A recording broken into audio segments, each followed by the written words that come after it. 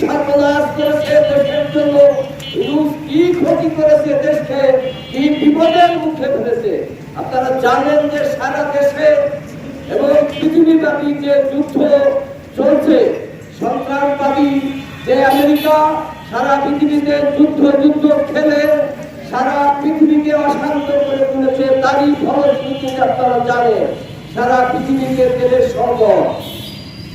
এখন আমাদের ধানের মৌসুম, আমাদের পাট বোনার মৌসুম। এখন কৃষক তার ডিজেলের জন্য ঘন্টার পর ঘন্টা, দিনের পর দিন পেট্রোল পাম্পের লাইন দিয়ে হাজির হয়েছে। ইউনুসের এই যে গোলামি চুক্তি আমাদের মাথার উপর দিয়ে গেছে, চেকে বসেছে, এটাকে বাতিল করার জন্য আমরা মাগুরাবাসীকে উদাত্ত আহ্বান জানাতে চাই।